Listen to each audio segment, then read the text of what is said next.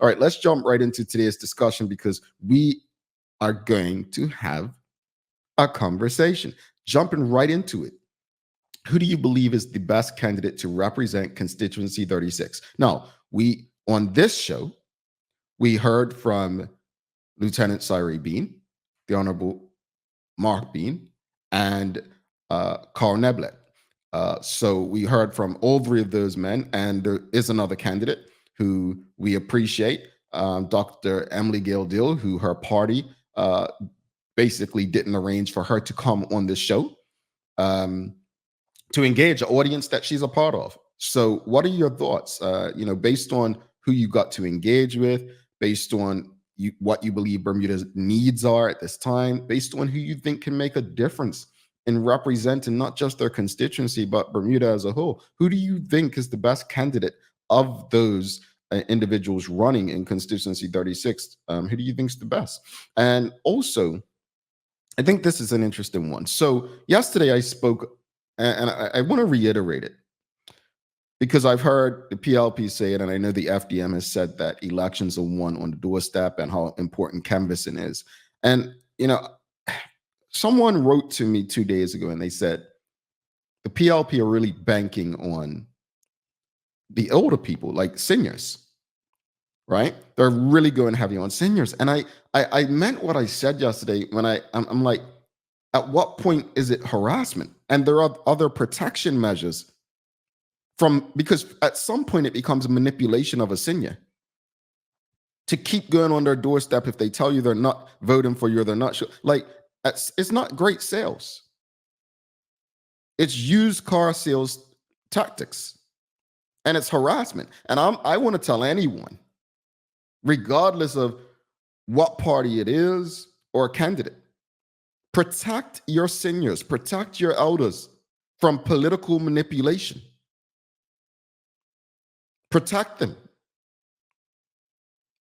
Because if they're banking on that the majority of the people in this constituency are over 65 and that they'll vote for them and they're really harping on them and this and that, protect your seniors. Do not allow seniors to be politically manipulated by people who are only looking out for themselves. Let me repeat. And this is not a knock on Reverend Dr. Emily Gail Dill. I have no ill will toward her, and I'm not going to start today. But I want to read something. It is public. It's public. So I'm going to read it because it was public. If I can just go over to the book. Give me a second. Give me a second. I had someone wrote about Reverend Dr. Emily Gail Dill. They wrote, she's a fantastic advocate for young men at risk. She would be a great MP. I just cannot vote for her because that's a vote for her party, who I do not support anymore, and I have told her so. Folks, there are many seniors who feel that way. Do not allow a desperate people to manipulate your loved ones. Do not allow people who don't govern well, but love to win elections. Don't allow them to manipulate the people you love. This and every election should come down to who individuals believe is best to serve their needs, the community's needs, and their families' needs. This is not about politicians needing you, because we've seen it. And I know you have these lazy politicians who will, show up on Saturdays and say they're having these little events to talk to, constituents. I'm sorry.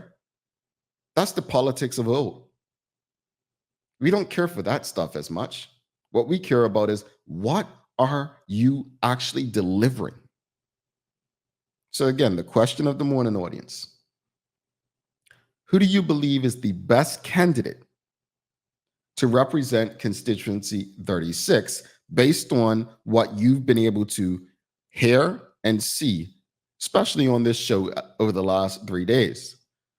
Furthermore, what do you believe? What do you believe will determine how people vote in the by-election? Is it going to be canvassing and what people say on their doorstep? Like, what helps determine how you decide to vote? What determines what drives your decision? Let's go to the audience. Nicole Hassel, who I believes in that constituency, says Mark Bean for me and my family. Okay, understood. And I'll share publicly what I said to some folks yesterday in private. I'll share what I said privately because we're not family, but we're a community of people. I say we're not family because you all wouldn't invite me to your house for anything. No, you wouldn't. David Michael Wilson says, I'm between Neblet and Bean Mark. Cyree has a lot of potential, but maybe a little green when it comes to understanding the ebbs and flow of things, in my opinion. I think that's fair, David Michael Wilson. I think that's fair.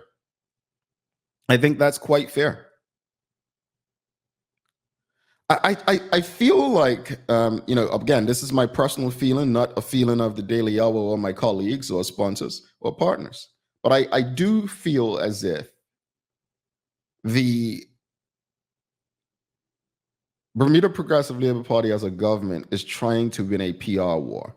They're trying to, you saw how desperate they were in Constituency 10. They seem even more desperate here. I think they've let both Senator Lindsey Simmons and they're now letting Reverend Dr. Emily Gale Dill down. I don't think these are bad people.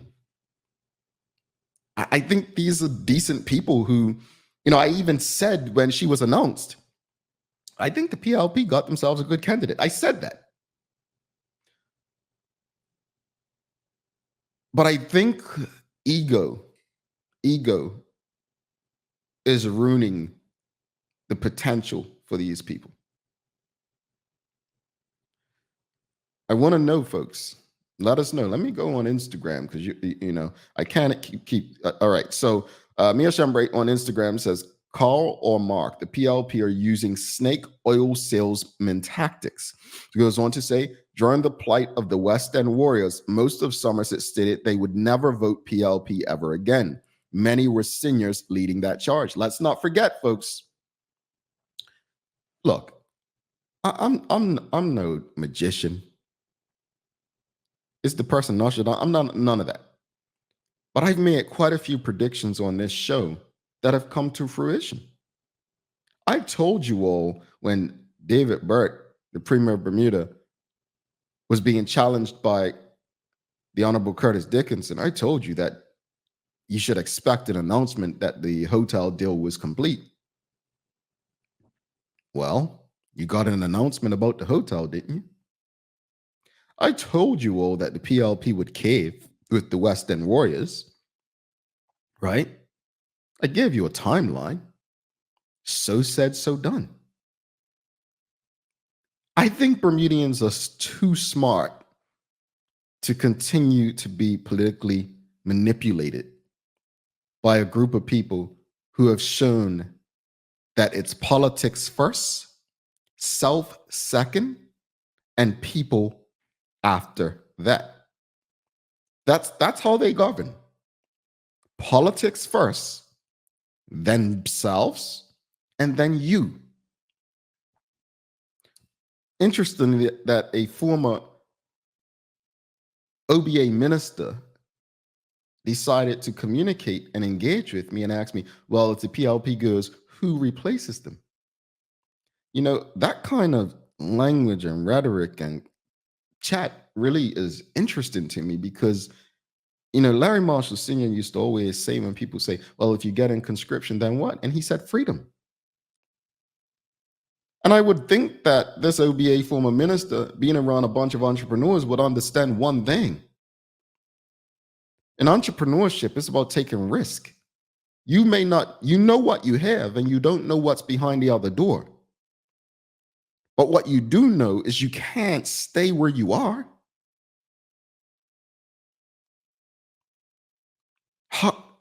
I remember someone saying to me in 2012, 2012, that's 12 years ago. It was October 2012. Someone said to me, well, Jamel, Bermuda tourism's as bad as it's going to get. It can't get any worse than this. 12 years later. And my point in saying that is we cannot have the mindset that, well, it can't get any worse than this.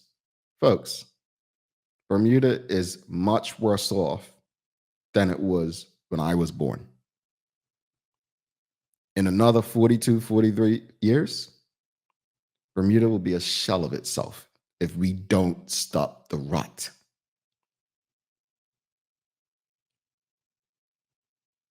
Something has to be done. Now let me just say a few things.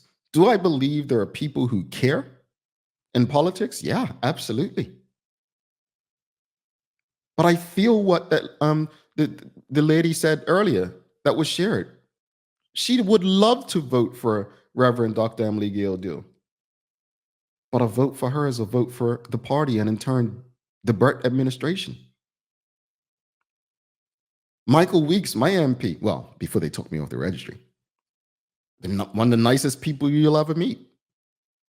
A person you would say I trust. But a vote for him is a vote for the Burt administration. This is not the late Freddie Waird's PLP. It's not. This is David Burt's PLP. It's different. And yes, times have changed, but it's different. But I believe the PLP have some good people. We had Minister Tanae Furbert on this show numerous times. Minister Owen Darrell a couple times. I've probably been the least critical person in the media of Diallo Rebane because, he's been consistent. I'm going to be honest, education, I haven't followed it as closely as others. But for those who understand it, let's have the conversation. There are very few PLP ministers and MPs. Colonel Birch, I can't stand the man. But I respect that he seems honest. I believe he actually does work hard. But I don't agree with his ideology. But I don't sit up here criticizing Colonel Birch every day. As a government, yes, I'm highly critical. But go back on my social media. The late Sean Crocker didn't have it easy. Craig Kennener didn't have it easy. Michael Dunkley definitely didn't have it easy. Madam Paula Cox was on this show. She told you I didn't give it to her easy. Because I think they genuinely understood that I care. And I think that's all people want. I have to vote in an election next month. It's my second time voting in a US election, first time for the president. I'm not your average Black person. I'm not voting for someone because of a party or because of what they look like. I'm actually going to take time to read. Why? Because I've been involved in a political party at a very young age.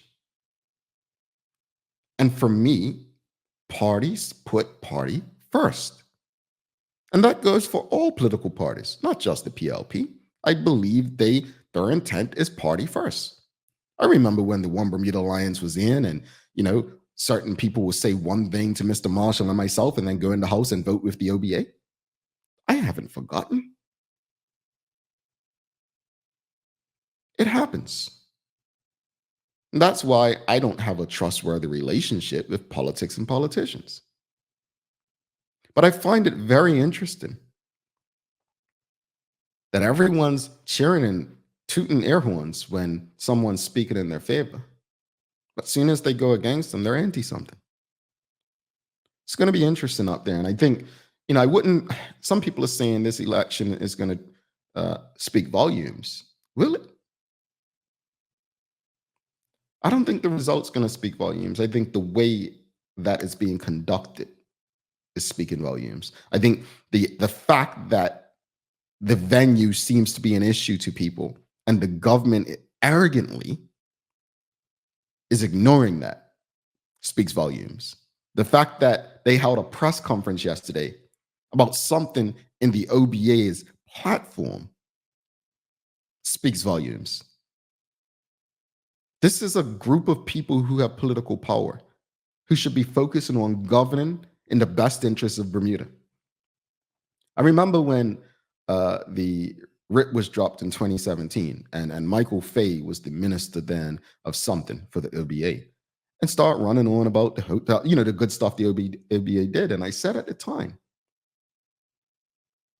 good governance doesn't require you to tell people what you've done for them. They'll feel it. They'll know it. If you have to focus on your opposition, and if you have to tell people what you're doing, you probably ain't done a great job. You probably have not done well by the people. Canvassing shouldn't require you telling people what you've done for them. It should be asking them, what more do they need done? They should already know what you've done for them. They should feel it. All right, let's go to the audience. You all got me talking this morning. Question of the morning, folks, is who do you believe is the best candidate to represent Constituency 36 based on what you've heard from the candidates so far? And what do you believe will determine how people will vote in the by-election? Like, what do you think will determine it? Do you think it will impact Reverend Emily Gail Dill that she chose to go into a space that was, I guess, PLP heavy and not really engage beyond like the other candidates? Do you think that's helpful? Ian Waddington says, Mark Bean. He believes Mark Bean is the best candidate. He understands Bermuda politics and he understands the PLP, who will probably win the next election. Okay. Kia Verne BDA, she says, Mark Bean, his vision, I understand, and will be the best thing for Bermuda. I am confident majority of what he speaks about the world is and will move in that direction regardless.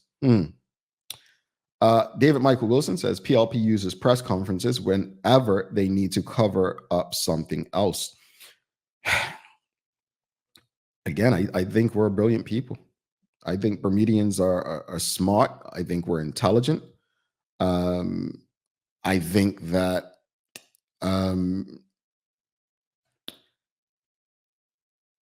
I think Bermudians know better. I have faith that Bermudians know better. I believe that